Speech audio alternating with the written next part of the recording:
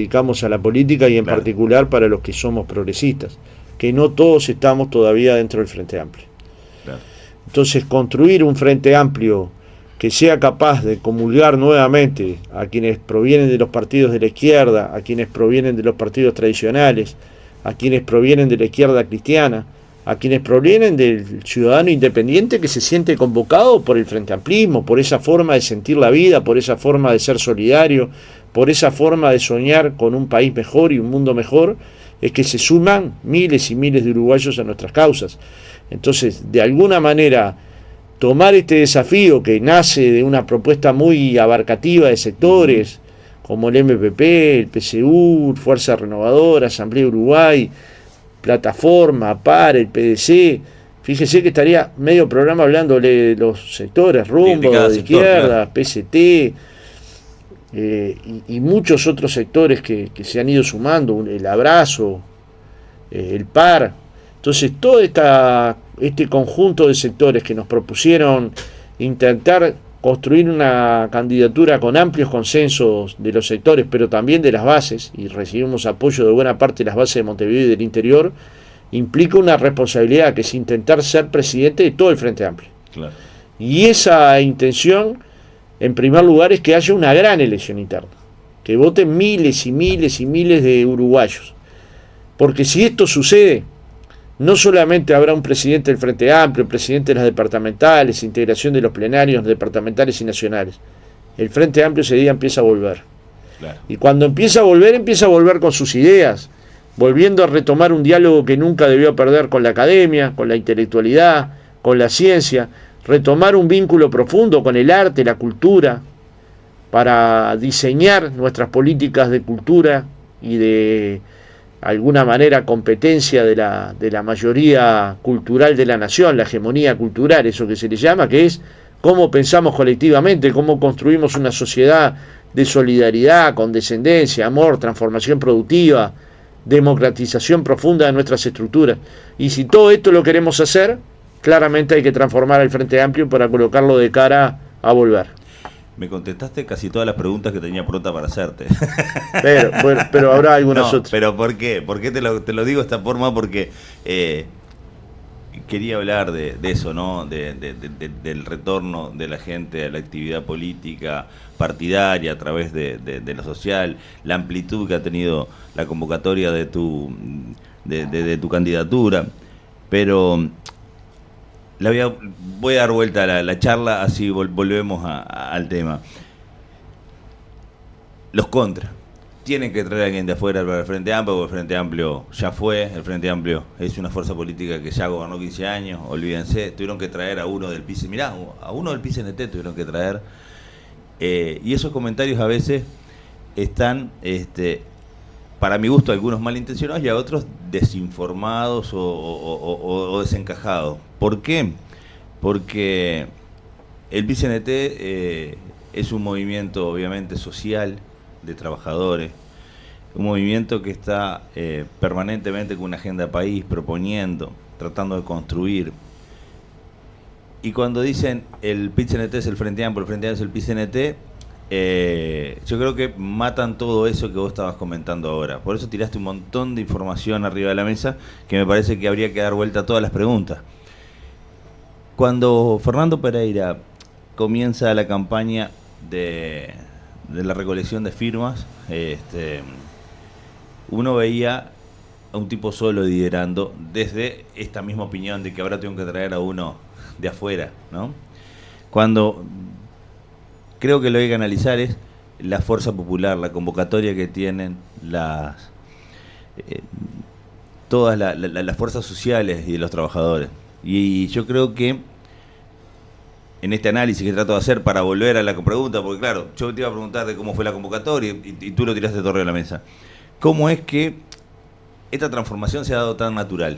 ¿Cómo ahora Fernando Pereira deja el PIT-CNT y es un candidato tan convocado por los sectores del Frente Amplio? ¿Cómo llega Fernando Pereira a transitar todo eso? Porque mirá que yo que he hecho seguimiento a la campaña y desde la radio, has remado en dulce leche este 2020, pandemia, leyes de urgente consideración, muchos sectores de trabajo donde ni siquiera recibieron un aumento, sino al contrario, perdieron pérdida salarial firmada, como por ejemplo los maestros, en fin. ¿Cómo se transitó todo esto y cómo llega Fernando Pereira a la presidencia del Frente Bueno, Amplio? yo me afilié al Frente Amplio cuando tenía 17 años. O sea que de afuera, el que dijo de afuera no te conoce. Exacto. Fui presidente de un comité durante más de una década, Comité Unidos Venceremos de la Coordinadora C, y fui intendente del Comité 25 de agosto de 1825 de Jacinto Vera en el año 83, cuando la noche todavía seguía cerrada y la dictadura campeaba y perseguía a los militantes políticos, sociales y culturales. Y eres bastante gurí también.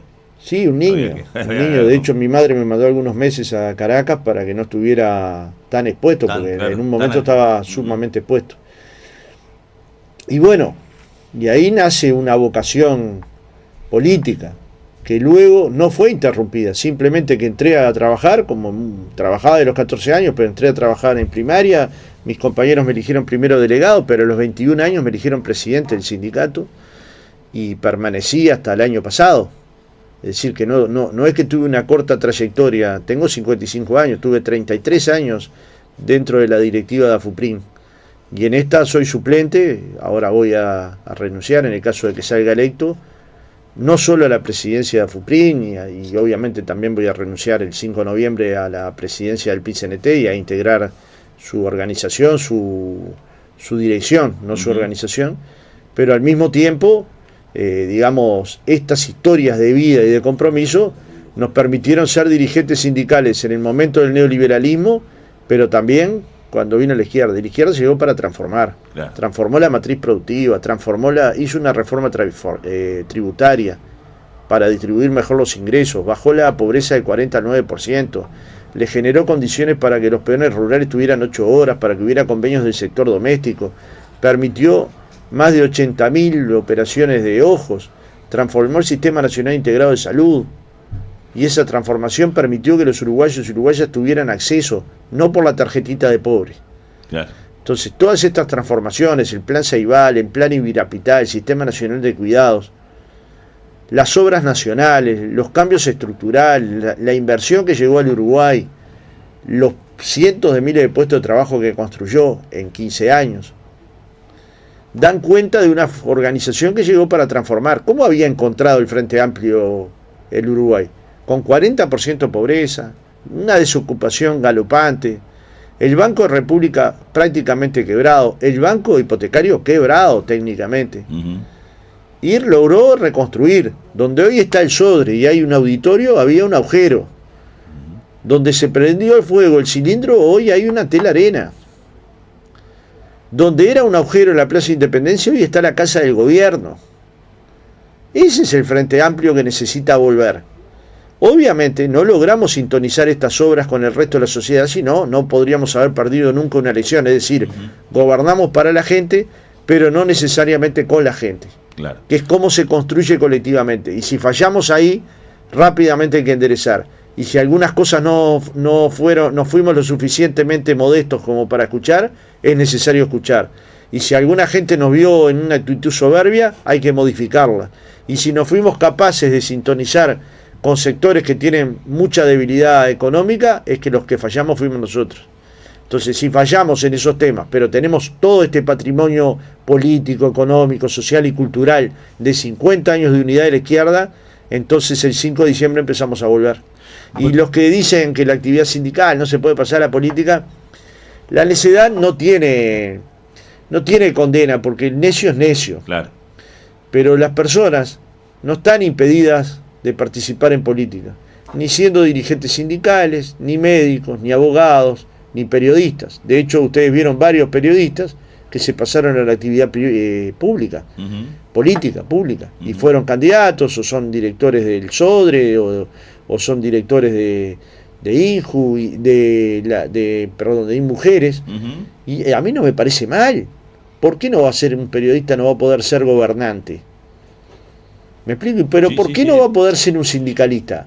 Y el estatuto del PIT-CNT, ¿dónde dice que no puede ser? Al contrario, hay un artículo del 46 que dice: los dirigentes sindicales podrán hacer política partidaria sin usar el logo del PIT-CNT. ¿Y yo qué logo estoy usando? ¿Qué? Nada. Entonces, digamos, esta salida, que es salir de mi zona de comodidad también, Claro, ¿no? claro, me imagino Que es donde sí. me sentía muy cómodo, donde había transitado los últimos 25 años de mi vida.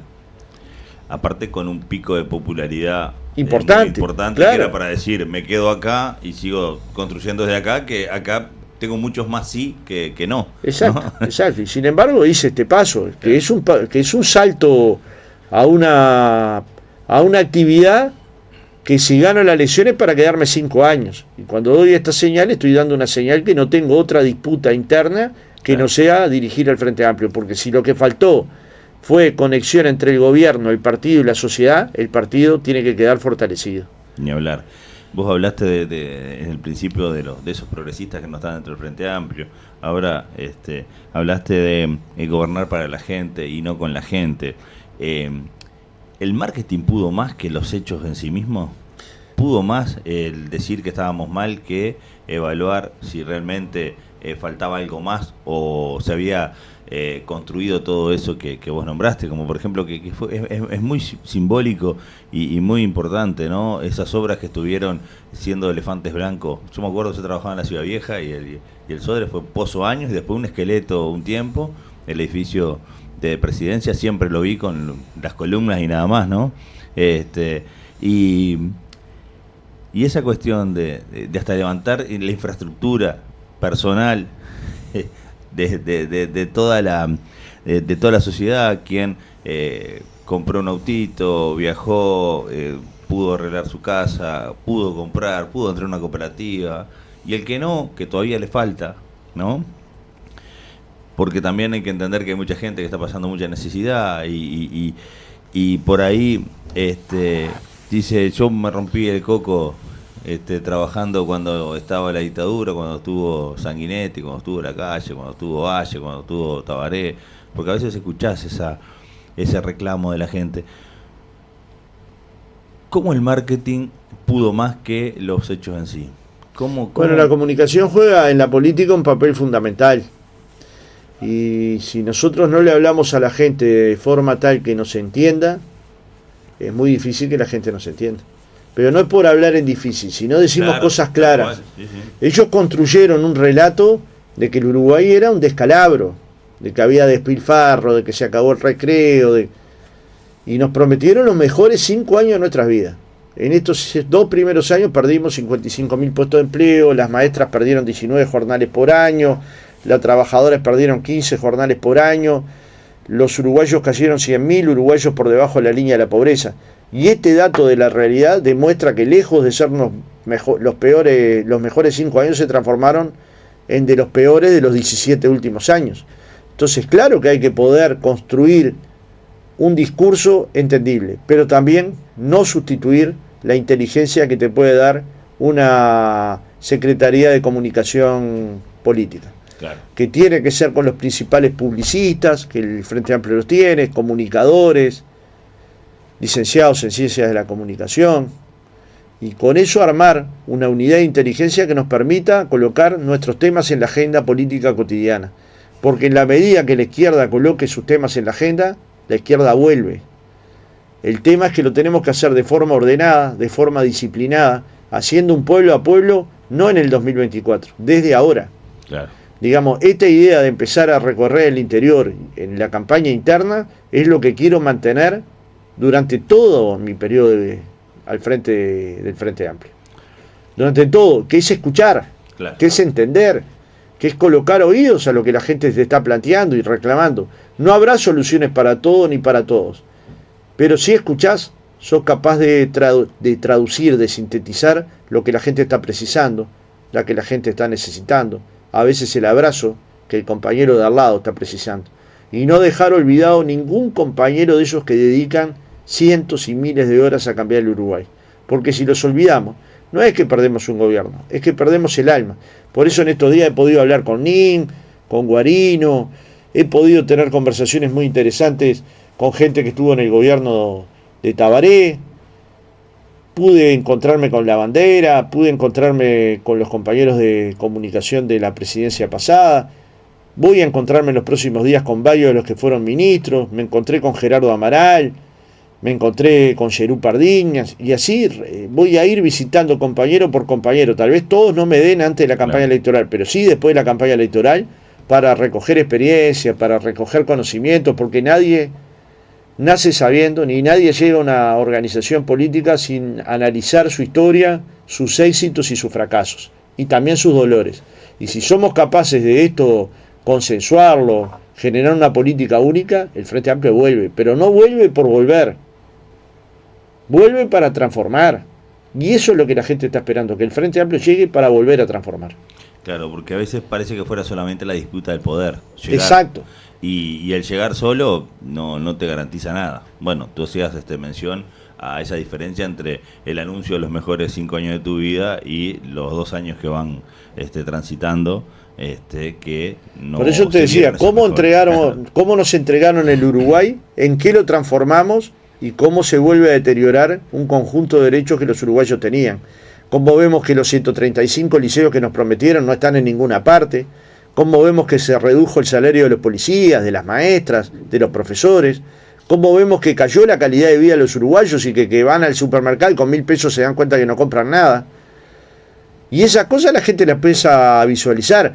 ¿Es un cambio que va a ser automático? No. Necesita trabajo, comunicación, hablar con la gente, comulgar con sus dolores y también no levantarle a ningún compatriota ningún muro. Porque para poder hablar nunca hay que adjetivar a un compatriota, ni insultarlo, ni descalificarlo. Al contrario, abrazarlo, porque nadie es culpable de nada. Los uruguayos decidimos democráticamente todo. Y entonces es una decisión colectiva, que muchas veces no coincide con los intereses generales, pero que fue un momento, como vos decís, de buena comunicación, de llegada, de cierto desgaste de 15 años del Frente Amplio, de no haber podido hacer una comunicación adecuada entre las obras que hacía el OPP y que son del gobierno nacional y que en muchos lugares la traduce la sociedad uruguaya como obras departamentales. Y todas estas cosas las tenemos que poner en el paquete del recuerdo, no para no hacer obras con los intendentes, sino para hacer claro cuando las obras, los recursos las colocan el gobierno nacional. Porque si no, hay síntesis equivocadas. Y luego estudiar y analizar cada circunstancia local para transformarla, porque cuando uno transforma la micropolítica, le transforma la vida al otro. Es una vereda, es una plaza, es un parque, es la posibilidad de compartir, es un juego de ajedrez. Y ahí el tercer nivel de gobierno, el Frente Amplio lo tiene que interpretar mejor.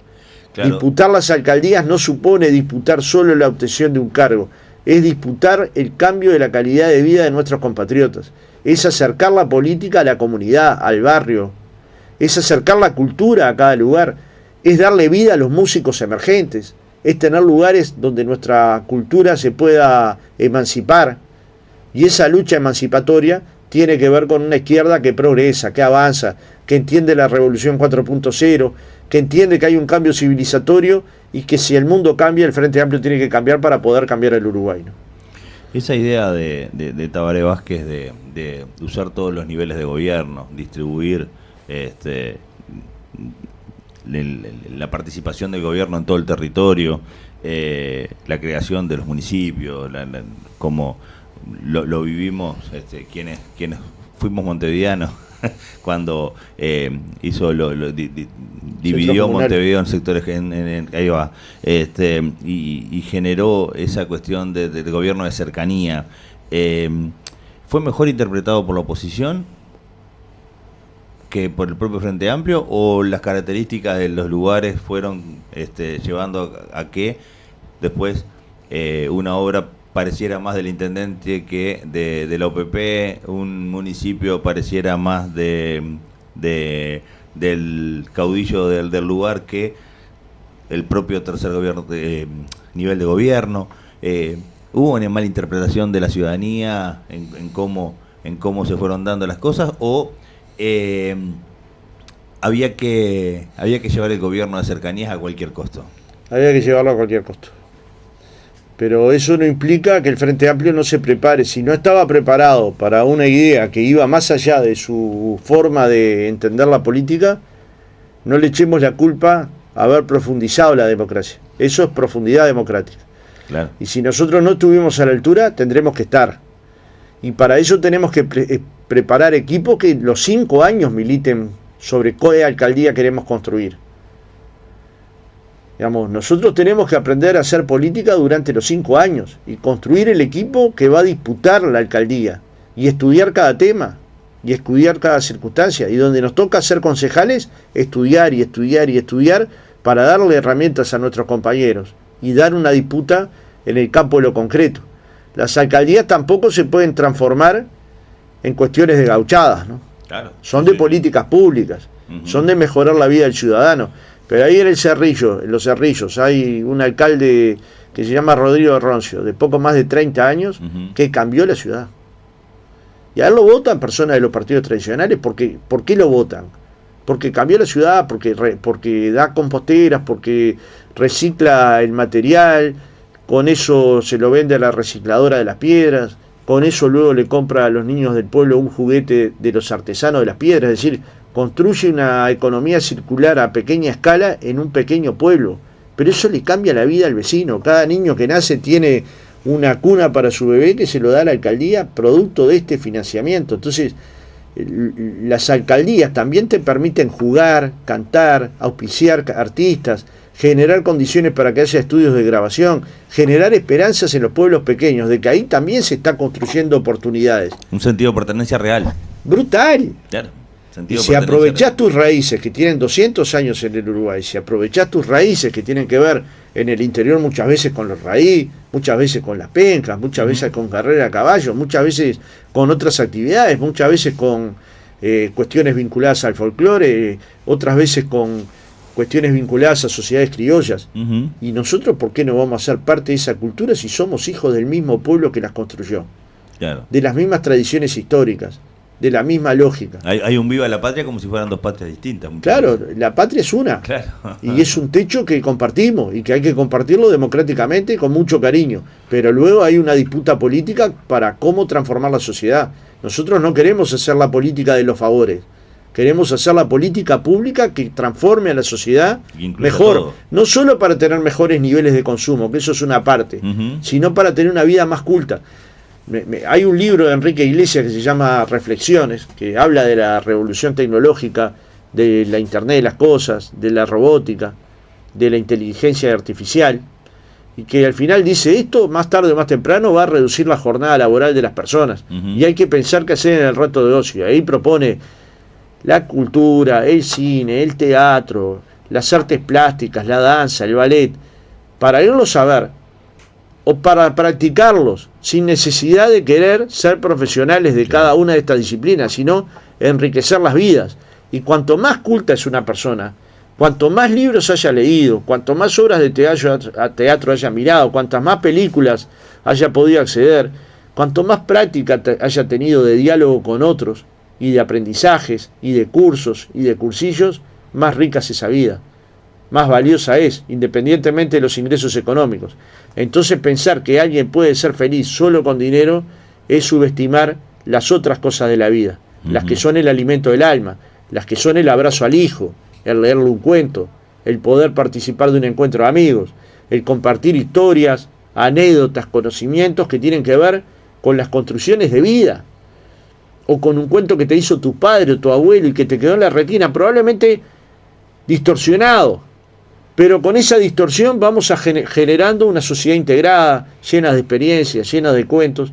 Y bueno, este es el Frente Amplio que queremos construir, que no olvide ninguna sensibilidad, que no ignore ningún cambio de vida, que permita la agenda de nuevos derechos y al mismo tiempo alimente la participación juvenil y de mujeres en la política. Fernando, volviendo a la descentralización un poco, una de las fortalezas que tenía, o tiene, mejor dicho, tenía porque por la asociación de las palabras que iba a usar, pero una de las fortalezas que tiene el Frente Amplio es tener un comité en cada barrio. Es la más potente. Claro. Y es la que muchas veces el Frente Amplista ha reclamado que el comité no funciona como antes, porque antes la información llegaba al comité, esperábamos al delegado que trajera la información, que se construyera el debate para ir de vuelta a discutir a los otros niveles de participación. Y hoy parece que Facebook te trae la información precisa, hay que al instante, entonces no tenés que ir al comité a discutir. Pasa eso, los comités precisan de volver un poco a la esencia, o se puede construir a través de ese equipo inteligente de comunicación, la información para el que no está dispuesto a hacerlo como en los 90, y a su vez el que está dispuesto a ir al comité, abrir las puertas, generar un espacio más de participación, de multiplicación, porque si algo estaba descentralizado, seguro era el Frente Amplio y sus comités de base. Sigue siendo. Ahora el comité de base tiene que entender el cambio de época.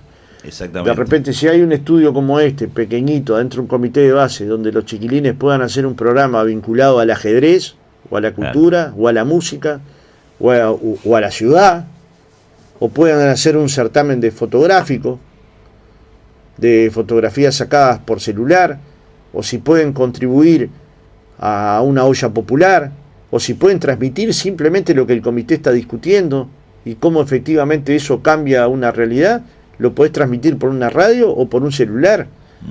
Incluso lo podés transmitir en un canal.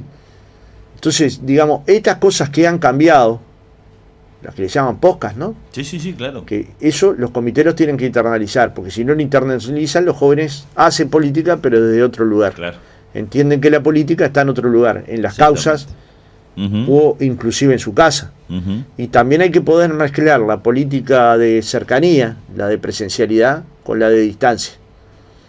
Hoy yo puedo estar conversando por Zoom para esta radio, o contigo acá personalmente, y lo puede estar escuchando alguien en Australia. Claro, sí, ¿verdad? Entonces, este cambio, que es un cambio de época, un cambio civilizatorio, los comités de base lo tienen que entender. ¿Eso supone sacar el parrillero, el medio tanque que hace chorizo? Para nada. No, déjelo. Eso vale más que nunca. Claro. Pero supone abrir espacios de comunicación, espacios de transmisión hacia afuera, espacios para expandir nuestra forma de sentir y de vivir, y probablemente si los comités, haciéndolo ellos mismos, porque no va a venir el Frente Amplio a decirles cómo tienen que hacer un comité, pero si cada uno de los comités entienden que la descentralización también tiene una parte tecnológica y una parte de comunicación inteligente, vamos a construir un Frente Amplio descentralizado y potente. Y apelar a esa autoconvocatoria que se dio, por ejemplo, fuertemente para el balotaje en el 2019. ¿Cuántos claro, pero no fue tan espontánea, ¿no? Claro, pero digo, ¿cuántos gurises no necesitaron que el Frente Amplio les diga cómo tenían que salir a buscar el voto a voto? Y estaban prontos, listos por toda ese bagaje de cosas que tiene. Porque unos piensan que están distraídos. Claro. O piensan que no entienden. ¿Por qué? Quisiéramos que entendieran la política como la entendemos nosotros. Claro.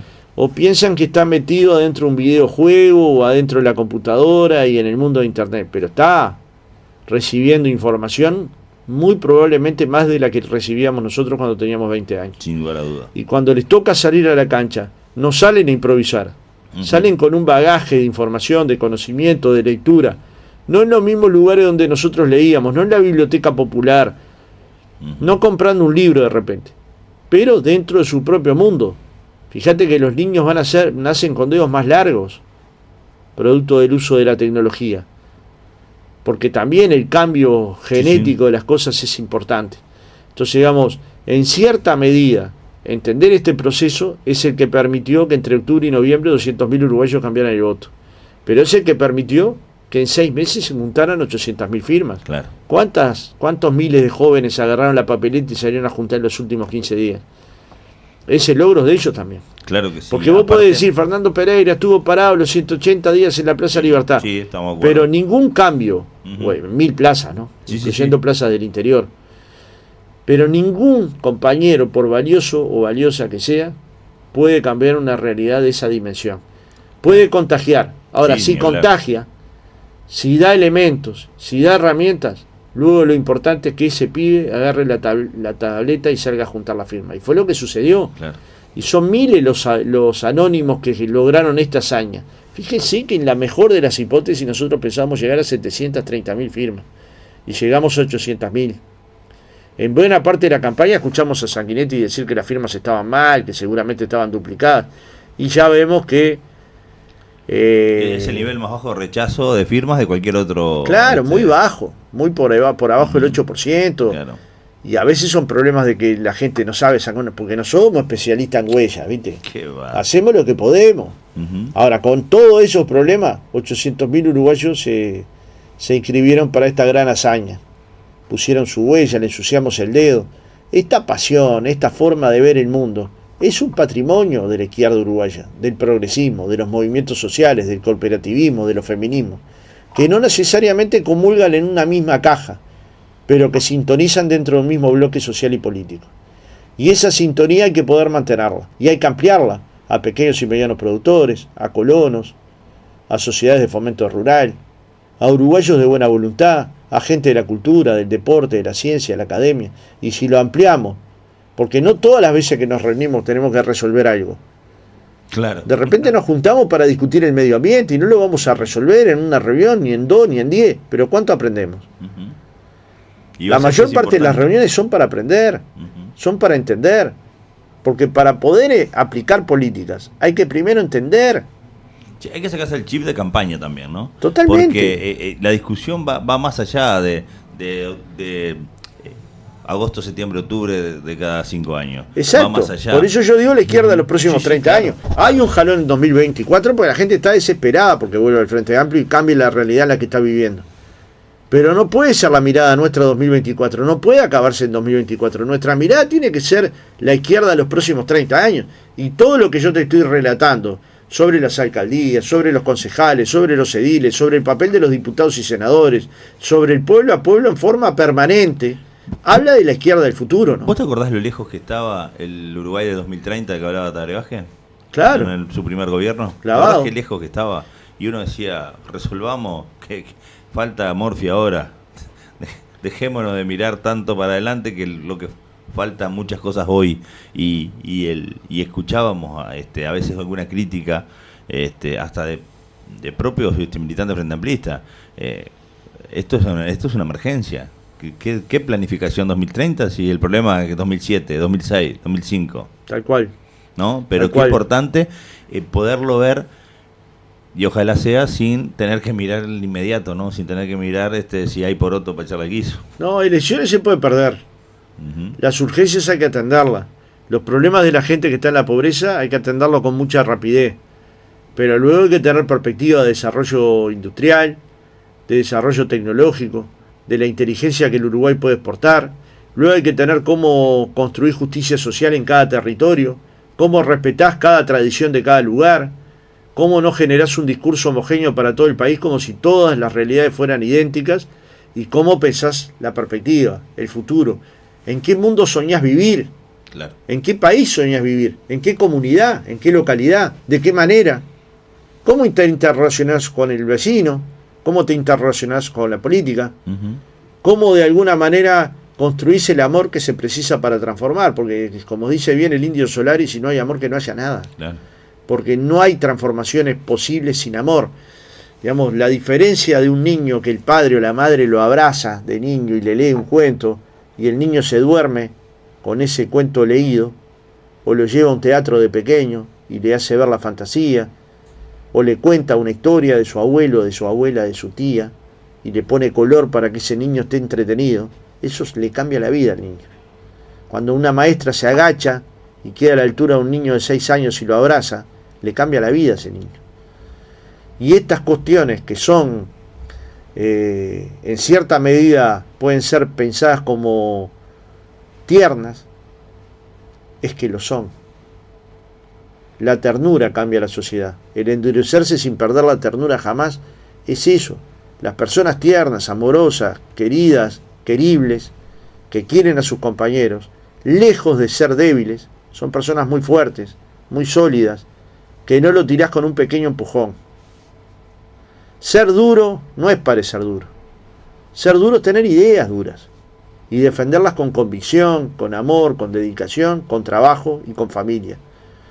Entonces, en cierta medida, hoy estamos construyendo ese Uruguay de 30 años para adelante, ¿no?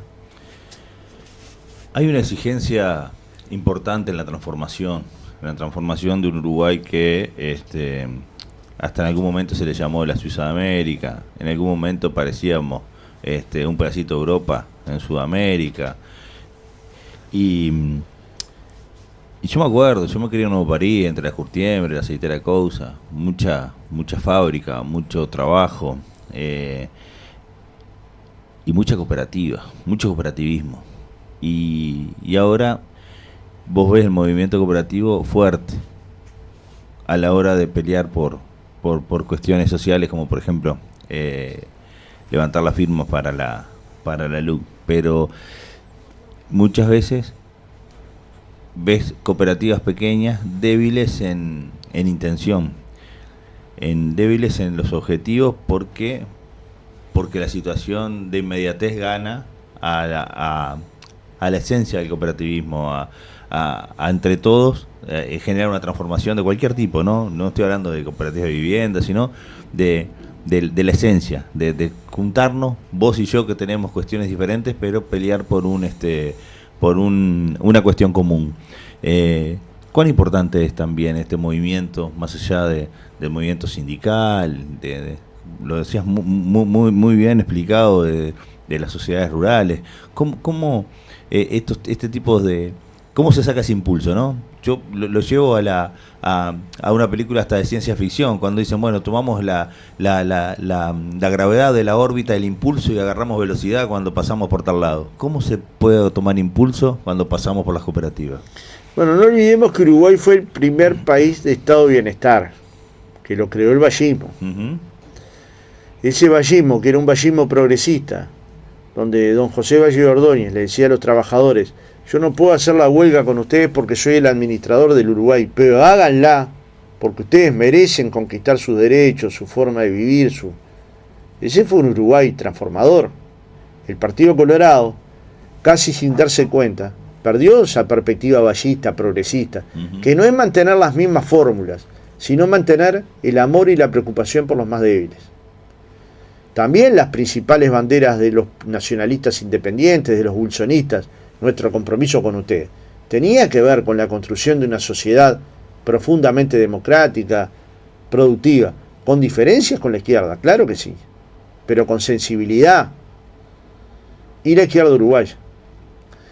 Hijos de estas tradiciones es que hay un Uruguay mucho más integrado que toda América Latina, que hay un Uruguay que todos podemos hablar con todos por más diferencias que se tengan, pero luego hay que ver cómo procesos que contribuyan a la vida en sociedad y a la vida cooperativa se pueden dar. Cuando uno ve los procesos cooperativos en el mundo que han tenido funcionamiento de largo plazo y han tenido desarrollo, también tienen que ver con que su formación es cooperativa desde la primera infancia. El liceo es cooperativo, su forma de vivir la vida es cooperativa, y cuando llegan al desarrollo productivo en cualquier empresa, fueron cooperativistas casi desde que nacieron, que es el caso que muestran del País Vasco, ¿no? Sí, eso es genial. En cierta medida, esto en el Uruguay todavía estamos alejados, pero fíjense la experiencia de cooperativismo de viviendas por ayuda mutua. Uh-huh. Tendrá, por supuesto, problemas, muchas veces se demorará más de lo que quieren los cooperativistas, pero ¿cuántas personas la única posibilidad de tener una vivienda propia fue esa? Y hoy la tienen, la gozan, la comparten, y han construido jardines y parques, y les han construido flores, y han construido del salón comunal un lugar donde haya una biblioteca, un lugar para hacer teatro, un lugar para hacer un asado, para festejar el cumpleaños de un niño. Estas cosas hay que valorarlas suficientemente. Si no, no es que perdemos una elección, porque una elección se puede perder, perdemos el alma. Claro. Y si perdés el alma no volvés. No es que no volvés a gobernar, no volvés a sentir el dolor del otro como si fuera propio. Porque de repente nosotros podríamos decir, bueno, nosotros tenemos trabajo, más o menos vivimos, yo qué sé, no tenemos problema para llegar a fin de mes. Pero ¿y los otros? ¿Y los que perdieron el laburo? ¿Y los que sueñan con una sociedad de valores, integrada, condescendiente, solidaria, productiva, inteligente, que desarrolla cultura, que desarrolla propiedad intelectual, que desarrolla hombres y mujeres que por primera vez van a ser universitarios con títulos de grados, siendo hijos primera generación de trabajadores? Hoy hay miles y miles y miles. Y la izquierda eso no solo lo tiene que aplaudir, lo tiene que gozar. Fíjate que en la década de Tabaré Vázquez, para encontrar un hijo de trabajador egresado, teníamos que nombrarlo a él. que era un hijo de trabajador de la teja, que con mucho esfuerzo y con mucha ayuda María Auxiliadora, como él lo dijo muchas veces en su vida, logró ser médico y luego logró especializarse en oncología y luego fue oncólogo grado 5 de los mejores del Uruguay. Pero hoy hay miles, no hay por qué buscar un ejemplo, son miles los doctores, los médicos, los ingenieros, los licenciados en distintas disciplinas que están en el Uruguay, muchos de ellos con títulos de grado. Una sobrina nieta mía ya tiene el título intermedio de la UTEC y ya tiene un posgrado hecho en el exterior del país en ingeniería logística. Son hijas de primera generación, de universitarios, hijos de trabajadores, de forzados. Bueno, este es el gran cambio social que el Frente Amplio le instaló a la sociedad uruguaya, pero que tiene que hacerlo por más. Y pasamos por la descentralización de vuelta, ¿no? Pasamos por la UTEC. Por la descentralización universitaria. En cuanto al hilo conductor de esa charla, ¿no? Por eso yo hacía figuraba con eso de, bueno, si mandamos la nave al espacio, tomamos la fuerza de la gravedad de tal planeta y el impulso para volver. Bueno, pasar por la UTEC, pasar por una cooperativa, pasar por ese tipo de lugares, ¿cómo generar por el ese impulso, sindicato, ¿no? Por el sindicato. Yo el otro día por la asociación, por la Federación de Estudiantes. Mirá, tiene una anécdota muy cortita, y vos lo conocés a Daniel Urquiola. Sí, claro. Lo has tenido hasta de compañero. El lunes pasado se dieron las elecciones aquí en nuestro sindicato. La lista que presidía Daniel Urquiola fue la que obtuvo la mayor cantidad de votos. Y alguien me llama y me dice, ¿cómo salió el escrutinio? Dice, ¿quién ganó? Dice, yo apoyaba a Daniel. Dice, pues yo no preciso nada del sindicato, pero quería que Daniel, porque es muy... Y ahí la conversación cambió. Digo, sí, te paso los números de los ganadores, pero ¿por qué no precisas nada del sindicato? Y estuvimos hablando media hora, porque hay que entender también que no... esos lugares no son para cuando tenés un problema, son para cuando no tenés problema que puedas construir, ¿no? Porque yo no tengo nada para reclamar, entonces no preciso nada del sindicato, ¿no? La cooperativa va caminando, estamos poniendo un bloque arriba del otro, yo no preciso nada, ¿no? A veces pasa de que como funciona bien, como se conduce a cosas, vos sos solamente un espectador, cuando tenés que ser un protagonista. Claro, no se puede pasar por la vida como si uno fuera un turista. Claro. Sos actor de la vida. Falta arrastrar la valija, claro. No llegaste a Bélgica a conocer la Plaza de Brujas. Vivís en la Plaza de Minas. Claro. Conocés las sierras y las quebradas. Conocés los espectáculos folclóricos y la Semana de Abril y Minas en abril. Uh-huh. Sabés lo que siente un minuano y fuiste y comiste una yema en Irizarry. Y un vinito con frutilla. Y un vinito con frutilla. Y hay una armonía entre lo que la sociedad siente y vos sentís. Y eso la izquierda no lo puede perder nunca. Claro. Porque las tradiciones uruguayas son tradiciones uruguayas. Nosotros no podemos sentirnos superiores a otros, ni inferiores. Somos del mismo país, somos uruguayos. En cierta medida, cuando un sindicato actúa, no es que te esté haciendo un favor, te genera una estructura de derechos que te permite ascender en tu carrera, que te permite tener un lugar, que te permite tener certezas laborales, que te permite tener estabilidad. Entonces no es que no lo precisaste, no lo pediste y te lo dieron igual. Claro. Cuando cobra el salario y tiene aguinaldo, salario vacacional, licencia, una canasta, el ajuste de enero, no es que vino del Espíritu Santo y te lo dio, lo logró un sindicato. Muchas veces antes de que vos entraras a trabajar. Claro. Sí, que tengas una jornada limitada de horario. Uh-huh. Que tengas fines de semana libres. ¿Me entendés? Entonces no son pocas cosas lo que el sindicato le dio a su vida. Igual que la política. Entonces claro, estas cosas hay que poderlas traducir con esta sencillez, porque si no la gente termina entendiendo que no precisó. Y si pudo concursar, es porque el sindicato le pidió un concurso. Claro. Y si demostró su capacidad en el concurso es porque el instrumento existía, si no alguien lo hubiera elegido a dedo. Claro. Igual tenemos cada tanto alguno que dice, a mí que vienen con el aumento de la nafta, yo echo 500 pesos y voy a la estación de servicio y me ponen 500 pesos, y al otro vez, por más que aumente, voy con 500 pesos y me echan 500 pesos, ¿no? A veces hay que ver que esa lógica que parece tonta, y hago referencia a un chiste, es con humor, no puedo creer que nadie lo haga en serio, pero parece que fuera así, ¿no? Miden con otro parámetro, entonces claro, si son 500 pesos, ¿qué importa si le echan menos nafta? Él siempre va a poner 500 pesos y ya está. Los cambios vienen lentos, pero vienen. Claro. Siempre vienen. ¿Cuántas veces tenés que Porque cuando con 500 pesos le entre un poquitito de nafta en el tanque, ese día le va a hacer un clic. Claro, ni hablar. Y también pero fíjate la fuerza de las firmas. Claro. Van 2 meses consecutivos que evitan, por más que el informe de la unidad reguladora, que dijeron que era el informe santo, aconseje ajustes de precios, no ajustan. Van a contrapelo de la propia LUC, que era claro. la carta magna. Porque dicen que están exportando energía a Brasil, cosa que es cierta, a partir de la generación de energía eléctrica excedente que Uruguay genera, a partir de esos molinos eólicos de generador de energía, obras del Frente Amplio. Que nos hacen soberano en energía, ¿no? Obras del Frente Amplio. Soberanía energética. Entonces, digamos, si vos ves el spot Uruguay 21, obras del Frente Amplio. Si habrá cosas para mostrar, por eso ellos mismos las tienen que mostrar.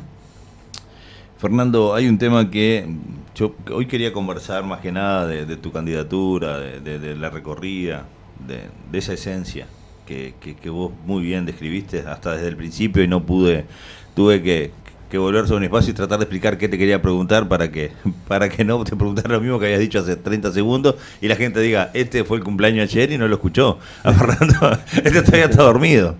Pero acá en Minas tenemos problemas con ANCAP. La fábrica de Portland está en la mira de privatizaciones, de transformaciones de las que muchas veces los gobiernos de izquierda son las que menos usan como opción, más allá que algunos vean sí, pero durante los gobiernos se privatizaron, se tercerizaron un montón de servicios, pero hay como una intención de desmantelamiento desde mi punto de vista, capaz que tú tenés otro, pero también hay una estrategia diferente a la de otros años que se levantaron firmas para defender a ANCAP, Antel, porque aquellos anuncios eran todo va privado, acá no, acá lo voy picando, voy privatizando y sigue siendo ANCAP en un pedacito, pero a su vez la gente entiende que no se privatizó del todo, o sigue siendo ANCAP, o si da pérdida que la saquen, ¿no? Con esa lógica, sí, da pérdida que la saquen. Entonces, como por ahí está faltando un poco más de introducción a la sociedad estos tipos de problemas. Parece que si le bajan los costos a las telefónicas privadas y le dejan usar la fibra óptica, no es privatizar, entonces como Antel sigue siendo Antel y está todo bien, y el problema es la Antel Arena. Si la fábrica de Portland la privatizan, pero ANCAP se queda con un 40%, sigue siendo ANCAP, aunque después no tome una sola decisión, ni siquiera sobre cómo hacer el proceso productivo. Hay como también una lógica de lo que no se pudo hacer en los 90 se está haciendo con un poco más de inteligencia. Y bueno, algo de eso hay. Que tiene que ver también con cómo nosotros nos empezamos a parar en la cancha. Nosotros tendríamos que haber dejado esas plantas de Portland en condiciones de ser autosustentables y terminadas, hacer la inversión completa. De lo contrario, te dicen que hay un conjunto de contenedores desprotegidos, descuidados, que tal vez no sirvan, nadie sabe si millones de dólares que no sirven para nada. Exacto. ¿No? Eso lo escuché 1000 veces. Hay que terminar ese proceso. El gobierno uruguayo, lejos de terminar ese proceso, dice, bueno, prefiero asociarme y bajar las pérdidas, cuando eso en verdad en el precio del combustible es una moneda, ¿no? Una moneda, realmente una moneda. Entonces, cuando vos decís las unidades que dan ganancias o que dan rentabilidad, la escuela pública, el liceo público es toda pérdida. Ahora, es lo que te permite tener una sociedad culta, lo que te permite el aprendizaje, lo que te permite salir de la barbarie. De la misma manera que todas las políticas sociales, y también garantizar autonomías, y una de ellas, la del cemento Portland, es garantizar tu autonomía constructiva. Entonces, en cierta medida, el Estado uruguayo debería pensar este término en términos de desarrollo productivo y cómo genera las condiciones para que la empresa deje de dar pérdidas.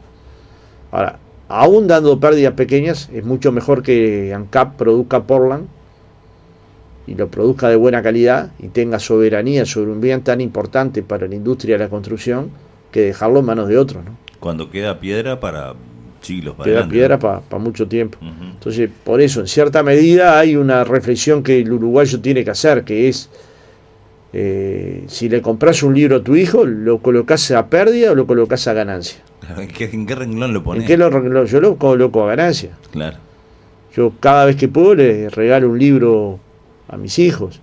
y averiguo qué están leyendo, qué están buscando, y no lo hago solo por quererlos, lo hago porque sé que en la medida de que sean más instruidos van a tener mejores posibilidades de ser felices, no de vivir con más dinero, de ser felices. Claro.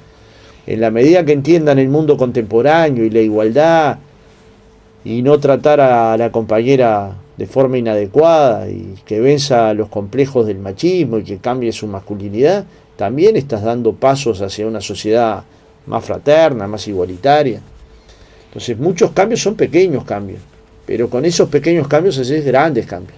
Sin duda. Y este es uno: pensar el país productivo, pensar una ANCAP desarrollada, pensar las empresas públicas al servicio del país, es una cuestión que el vallismo impulsó y que nosotros estamos defendiendo a morir, ¿no?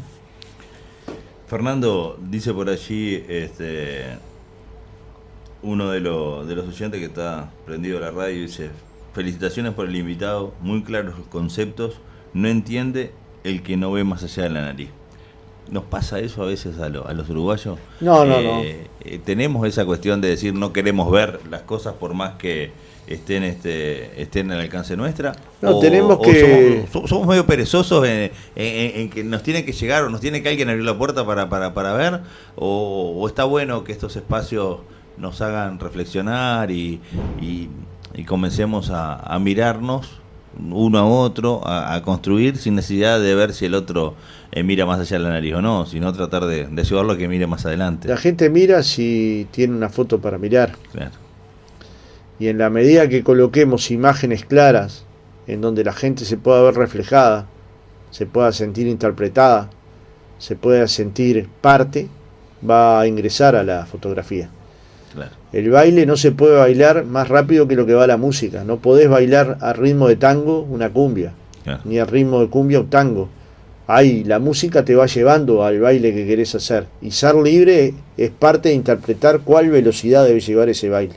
Si bailás más rápido que la música, probablemente te caigas. Entonces, en cierta medida, abrir la cabeza para que otros puedan mirar la fotografía que querés mostrar es tener paciencia, modestia y ubicarte en el lugar que te toca en el mundo. No todos llegan al mismo lugar en el mismo tiempo. Tener paciencia para que todos lleguen al mismo lugar es el arte de hacer política, ¿no? Yo no sé si estás cómodo, Fernando. Yo la verdad que me quedaría hablando hasta las 6 de la tarde, porque parece más una charla particular de dos personas que en un estudio de radio, porque la verdad que ha sido no solamente muy ameno, sino que tratando de interpretar y volviendo a poner arriba de la mesa estas cuestiones que tienen que ver con el futuro. Yo creo que acá nos tiene que preocupar todos los actores sociales que no nos convocan a veces a ser solidarios, a apoyar algo que es una buena causa, hasta ir y comprar una rifa de una canasta de un club de fútbol, yo qué sé, no sé. Nos pone en ese modo de preocupación, pero no preocupación llevándolo a que es catastrófico lo que se viene, sino de preocupación de estar a la orden para construir, para apoyar, para hacer. Y yo veo en vos, que he tenido la oportunidad de entrevistarte 3-4 veces por diferentes circunstancias, o que has venido acá al departamento, o hasta una vez de forma telefónica, de que vos sos el ejemplo del tipo que está a la orden para construir. Que si te llegan con un bono de colaboración, rajás los bolsillos y lo comprás porque hay que apoyar al Club del Barrio. Si hay que ir a hacer cualquier evento de apoyo estás a veces disponiendo de más horas de las que deberías estar a la orden, como se vio en la recolección de firmas. Y eso hace que uno te escuche con atención. Después, obviamente, capaz que está escuchando a alguien que ni siquiera es frente amplista y ni le interesa esa forma de hacer política y se lleva nada más que un poco de aprendizaje y lo usará para otra cosa. Pero yo creo que el frente amplista hoy, que estaba medio por fuera de la jugada, aquel desencantado que se habló mucho en las elecciones pasadas, te escucha y se pone a pensar, estoy seguro. Después no sé qué pensará, no me puedo meter en la cabeza de la gente, pero yo creo que si te escucha como tuvimos esta charla ahora y bueno, y los espacios de radio, televisión que puedas recorrer en nuestra ciudad. Pero yo te lo doy garantido, el que te escucha queda pensando, porque es muy interesante la charla que vos planteás y me llegaste a emocionar. En un momento no quería amargar, tampoco quería que se viera que seguía mamado de noche por mi cumpleaños, ¿no? Pero cuando empezaste a hablar del amor, del abrazo, la transformación desde el primer momento, y vos sabés que me llevaste a pasear por los 70 en mi casa, ¿no? Con mi familia, mi viejo, laburante de la estiva, mi madre, ama de casa, empleada doméstica, mis hermanas más grandes, la escuela 177, el esperar que el viejo se bajara del UHR e ir corriendo a buscarlo para el ómnibus, venía con el mameluco y te decía, ves, hoy no me abrace porque vino guano y quedo a chancho muerto. Claro. Esas cosas me llevaste a pasear por mi abuela, sabes que era minuana y venía aquí muy seguido y me traía aquí muy seguido a mí, y bueno, yo cada tanto paso lo más desapercibido posible para disfrutar paisajes, claro, cosas que recuerdo de mi niñez y también desparramar lo que ella desparramaba, que era una cuota de solidaridad permanente, de amor, de cariño, de afecto por los vecinos, por su historia, por sus dolores y por su felicidad. Pero en el fondo, en este estudio Citarrosa, no hay nada más sin apuro que un pueblo haciendo su historia. Porque en verdad que nuestras historias son colectivas. Uh-huh. Uno se alegra cuando a un compañero le nace un hijo o un nieto, cuando construyó su casita propia en un balneario, cuando pudo dar un paso y compró una motito, cosas pequeñas, cuando se recibió su hijo de doctor o de médico, de arquitecto. Entonces el problema no es si hoy nos entienden y cambian su voto, porque eso es inmediatismo. Claro. Es si nos entienden y piensan junto con nosotros que Uruguay necesitamos construir, porque finalmente, más allá o más acá, ingresarán o no a las filas del Frente Amplio, pero sí ingresarán a las filas de los que queremos un país más justo, más solidario, más productivo, más desarrollado productivamente. Entonces, si cada uno de nosotros siente que hace falta en la fila, como sentía este hombre que transmitía tan profundamente su vocación democrática, su compromiso político, el amor por sus ideas, las nostalgias por su país, el amor por su país, la forma de transmitir, si sentimos eso, cambiamos el mundo. Empieza a cambiar el mundo. ¿Cuánto nos va a llevar? Y no sé, no hay nada más sin apuro que un pueblo haciendo su historia. Fernando Pereira, un placer, pero un placer enorme haberte tenido hoy y espero que los tiempos te traigan de vuelta por acá, por la ciudad de Minas, y tengamos esta charla casi de café. Faltó el cortado y la media luna nomás, sin porque duda, fue una charla bien del encuentro de dos personas que tienen mucho para intercambiar, aunque yo solamente hice preguntas. Me gustaría en algún momento hasta tener una charla fuera del estudio, porque me parece que uno aprende de todos un poco y puede también desde su opinión generar transformaciones en los otros. Yo te agradezco la visita y bienvenido siempre. Muchas gracias. Un gustazo y un abrazo a la audiencia. Amigo, pasó por aquí por la mañana de la 98.5, candidato a la presidencia del Frente Amplio, el señor Fernando Pereira. Nosotros vamos a la última pausa y nos vamos. Muchas gracias por acompañarnos.